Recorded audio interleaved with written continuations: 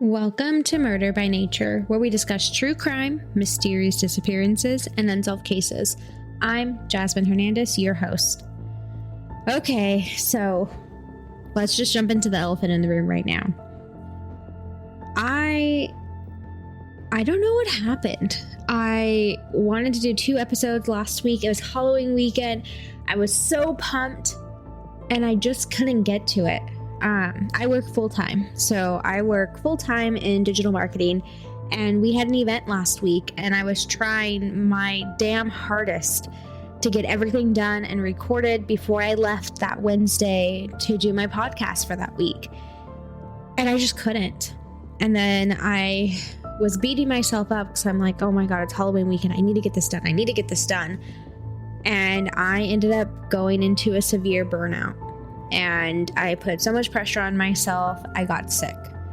So I decided on Halloween, after just giving myself the worst pep talks, that it was okay, that I wasn't going to record, and it was going to be okay.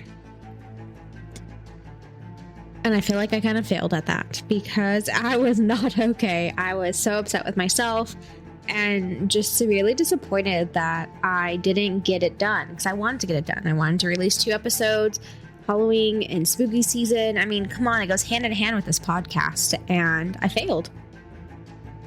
But I have to be okay with that. And then today, the podcast is going out late today, and I'm just excited I'm going to get it out. It's going out today. Gonna be out on Saturday. So I'm recording this right after my lovely morning. It is like 3:15 right now. I'm recording this. I'm gonna try and get it out before 5. So if my audio sounds a little weird or something, I'm sorry. I want to get this out today. But yeah, it's been a hell of a time.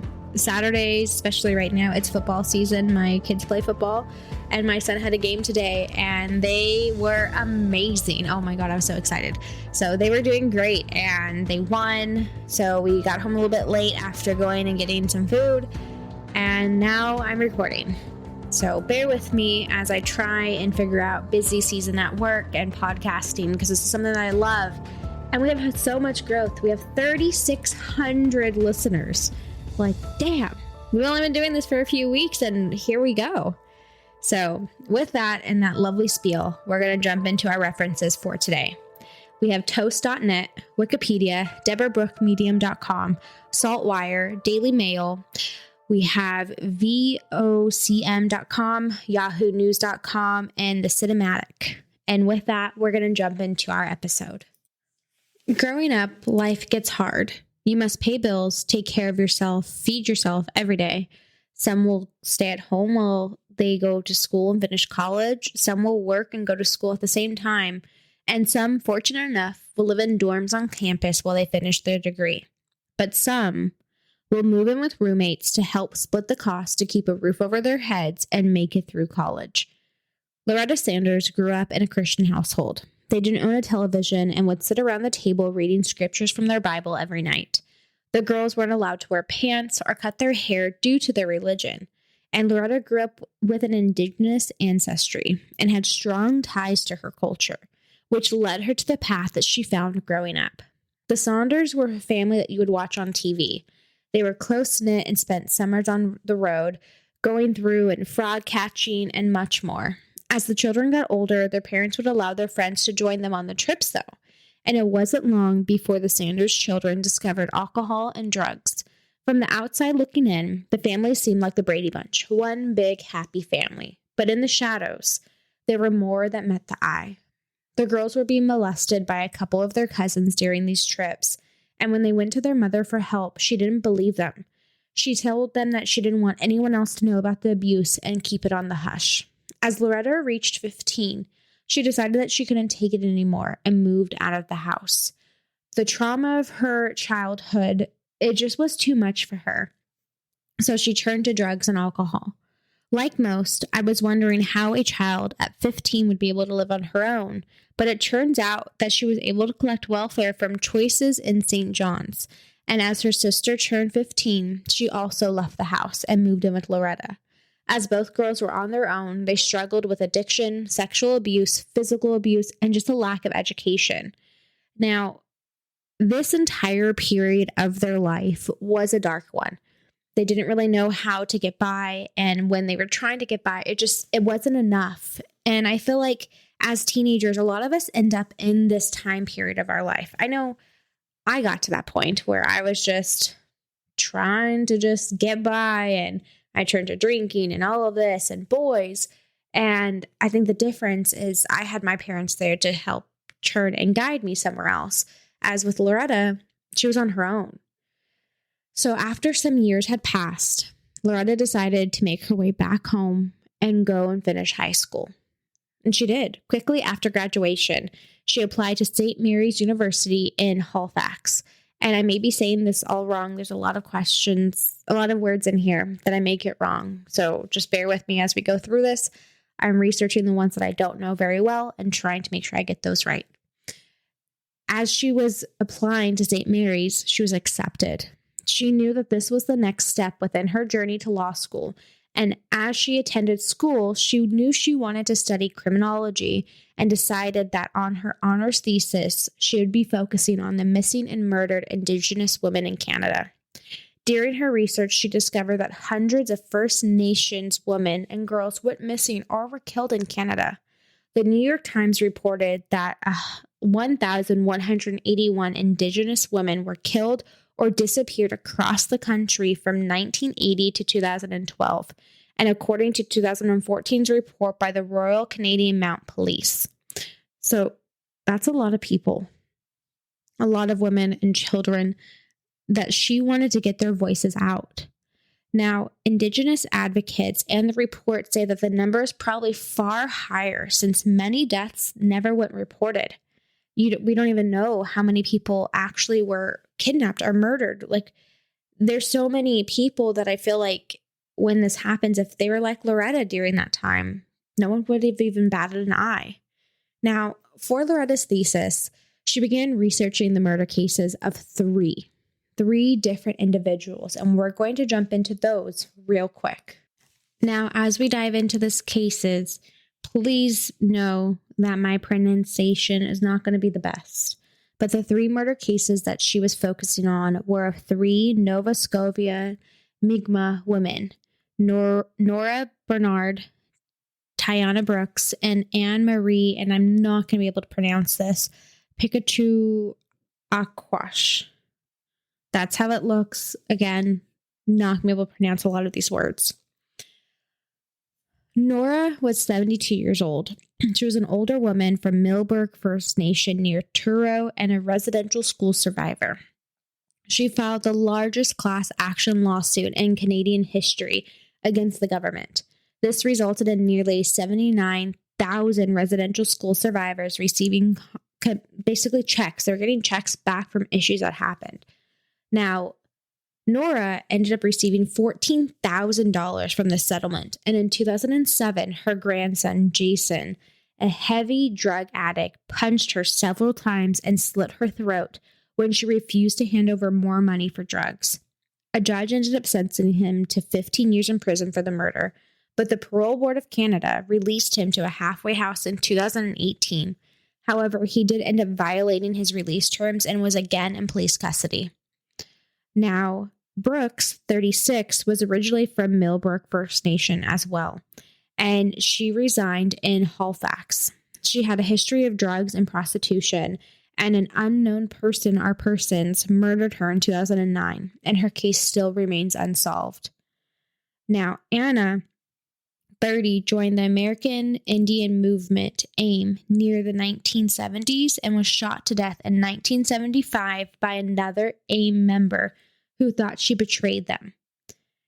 Now, these cases are just as sad as the one that we're going over today, and there's many more out there. I suggest if you have time to go in and do some research on these cases. I'll be covering these three today on my TikTok. So if you go to TikTok, go to Murder by Nature, and you'll be able to find these three cases today after this episode has aired. Now we're going to get back to the story of Loretta. As Loretta began to flourish in her life, she knew she needed help with expenses. She decided that she was going to sublet her apartment to Blake and Victoria. I'm not even going to say their last names because I just don't believe they deserve that credit. From what I gathered from research, it did not seem like the roommates were close. They didn't know each other. Blake and Victoria were dating and needed a place to stay, and Loretta was renting out the space. It was just 3 people who ended up needing each other at that moment. Now, things didn't start to take a turn until Loretta's family started receiving some strange text messages from her, but no phone calls were being answered. Her family and boyfriend attempted to call her numerous times before they felt like something was wrong. As the family retraced their conversations with Loretta, it was quickly realized that no one had talked to her since February 13th. See, this is odd to me. Although I'm not, as I'm going through this case, I can't get this part out of my head. Loretta was pregnant with her first child from her long-term boyfriend, and Valentine's Day was just around the corner. With no conversation, no dinner, no nothing, none of this made him feel weird until February 17th, 2014, when Loretta's family officially reported her missing to authorities. Now, police launched a massive search and investigation into finding Loretta. Her family made flyers, her siblings came to town to find her, and 10 days after the initial missing persons case was open, Loretta was found on the side of the highway more than 450 miles from her home. Now, as police quickly worked to find out who did this, who dumped Loretta on the side of the highway, they had to find out what she was doing in the days prior before the report was filed.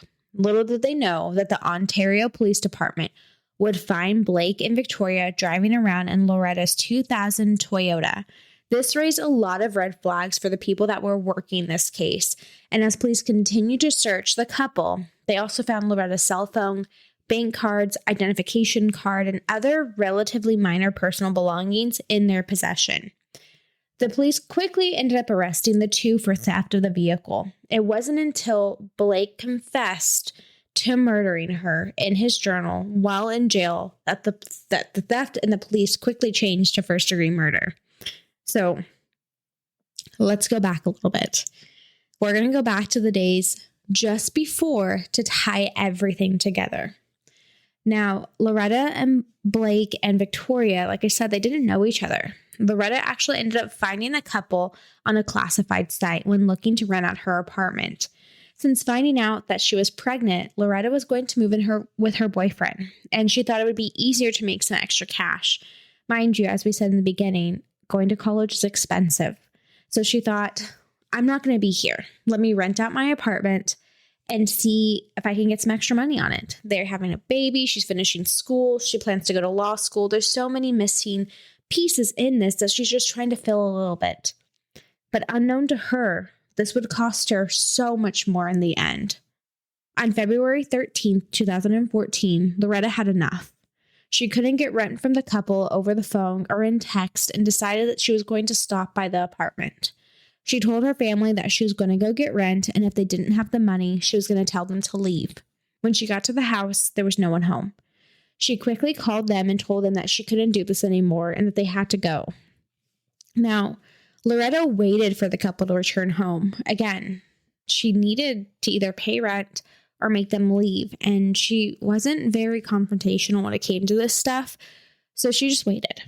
And when they got home, Loretta went into the house and waited on the couch for Blake and Victoria to get the money ready for her. As she waited, she started to get frustrated, and it will say, in the thought process and the documents and everything, it says that she gets frustrated, and she's pregnant. She's tired. She's working on all of these theses and everything else. And it just shouldn't be taking this long. It's taking a long time to collect some money. Little did she know, though, Blake was in the room asking Victoria if he should just kill her. As Blake and Victoria argued about whether or not to go through with the plan, Victoria told Blake that he didn't have the balls to actually go through with it and laughed at him. Now, this pissed Blake off. He walked over to the couch where Loretta was sitting, grabbed her by the throat, and started choking her. As Blake struggled to hold his grip, he grabbed a plastic bag and put it over her head. Loretta ripped through the bag in a desperate attempt to save her life. Blake then smashed her head on the floor over and over and over until Loretta was no longer moving. Victoria watched as Blake murdered Loretta, never attempting to stop the attack. Blake watched as Loretta laid lifeless on the ground and decided to wrap her head in saran wrap and throw her body into a hockey bag. After the two cleaned up the mess, they decided to leave in Loretta's car to go return a computer at the store for extra cash. After they ran their errands, the couple came back to the apartment and carried Loretta's bag out to the car. They packed their belongings and left. They were headed away from the crime scene into a friend's house. Now, on the drive, they stopped for food and snacks, all while using Loretta's bank card. And most people are probably thinking, how can they be that stupid? But as you go through this, they're really stupid. They are really stupid. They left in Loretta's car, used her cell phone, and took all of her stuff with them. As they drove into Salzburg, they pulled over onto the highway and dumped Loretta's body in a treaded area in the medium, and then continued to drive towards Ontario as if nothing happened. Now, as the couple was driving to Ontario, Loretta's family started getting strange messages from her phone that didn't really make any sense. Loretta texted her boyfriend, obviously it wasn't Loretta, but Victoria. Victoria was texting Loretta's boyfriend as Loretta, stating that she locked herself out of her online banking account and that she couldn't remember her mother's maiden name to unlock it. Now, this did strike him as odd. That was super weird. For one, he hasn't seen her, and two, you don't remember your mother's maiden name. They even went as far as texting Loretta's sister to try and get more information about her family. Again, they weren't friends. They didn't know her. They kind of just met. From the research I saw, this was only maybe 3 to 4 weeks into their stay in this apartment. That's just insane. Now, the couple thought that they were in the clear. They thought they got away with this. But one thing they didn't realize is that Loretta's family would soon realize that that wasn't her texting them and notified the police, and all the items would link back to them.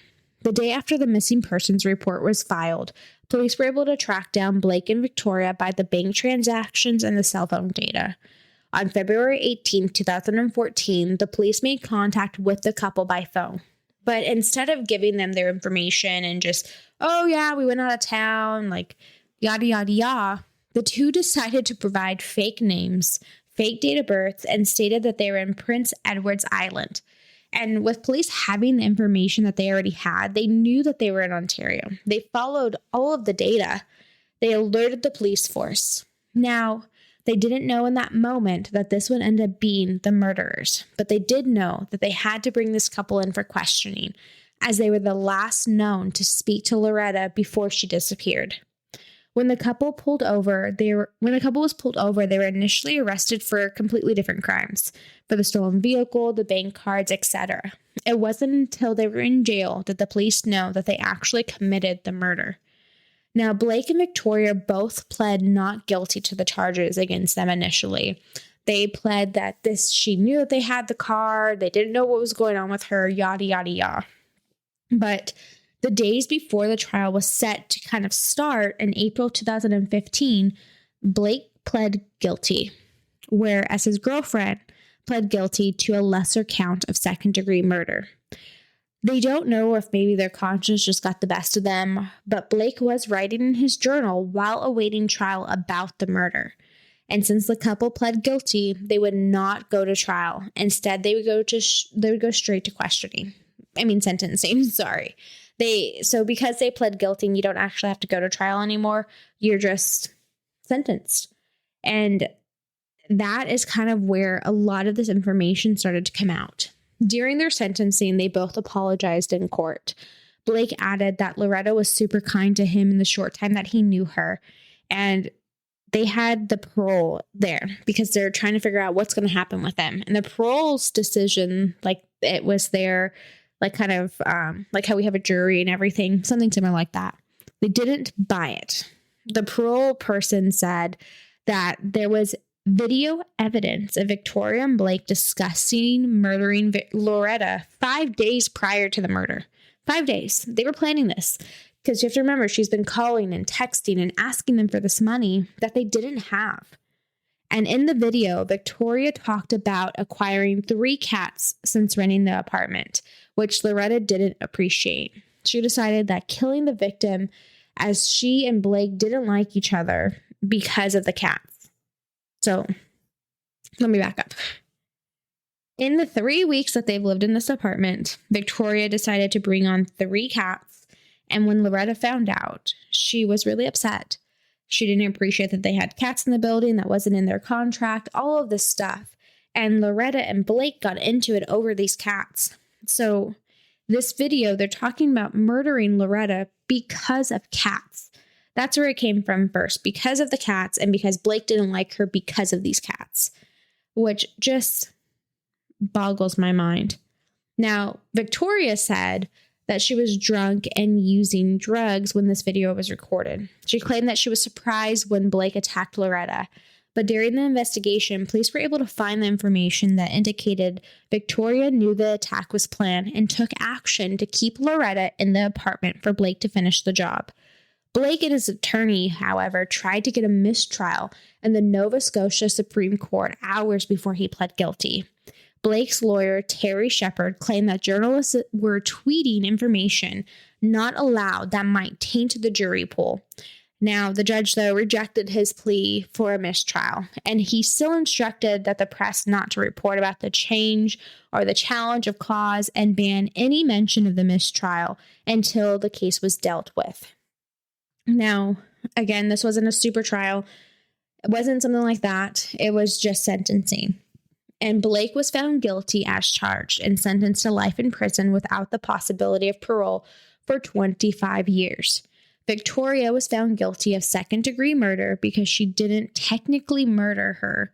She just sat and watched and egged her boyfriend on and received a life-term sentence with no eligibility for parole for 10 years.